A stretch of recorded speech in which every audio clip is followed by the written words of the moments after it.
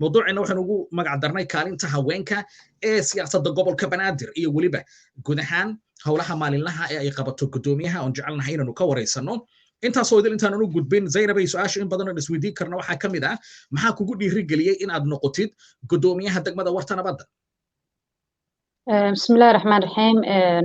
محمد وسؤال آد مهم qof kasta hina uu mar walba i weydiiyo oo yiraahdo maxay degmadan aad ka weyn adoo gabar dhalinyaro ah oo inta la eg aad mas'uul inaad ka noqoto maxaa kugu dhiirigeliya mid koobaad ee horta waxa igu dhiirigeliyay inay tahay degmadii aan ku dhashay ku barbaaray waxna ku bartay si fiican u kala garanayo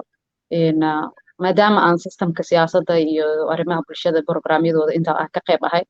waxaan meesha ku dhalatay inta kula ekaato deegaanka si fiican u kala taqaanin wax waa u qaban kartaa waxna waa kusoo kordhin kartaa marka qofka mudan oo kaleeto oo sugaysidna ma jirto waa inaad ka qayb qaadataa horumarka deegaankaaga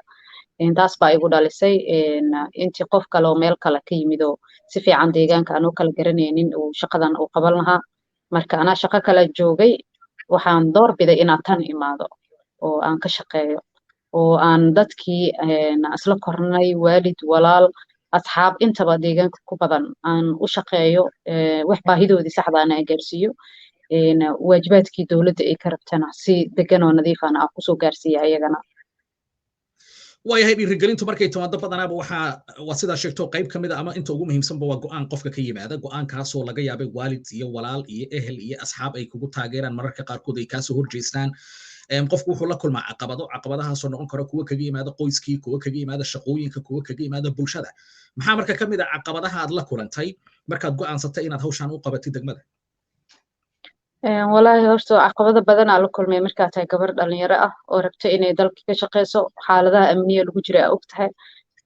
qof kasta wuxuu ku leeyahay alla meeshan muuqato riskiga ah maxaa ku geenayo hadaaba meel kale ka shaqeynaysid kartid ma meel kale ku dhuuman kartid inaad raadisid frontline-ka aadan imaanin cadowga horey ha u imaanin caqabado badan oo mid family mid asxaab intaba waa arkaysaa way yar tahay qof ku dhehayso soco hore u soco meesha ay joogtid waxa waaye meel muhiim ah aad tegaysid waa meel muhiim ah ka shaqeyso dadka 98% oo markaan raadinayo badanaa dadku waxay dhahayeen riskigaada zaid noqonayo inaad tagtid maahan waxay noqon jirta habeene iyo maalmo inaa u dhafro si aa qof kasta uga dhaadhiciyo inaa muhiim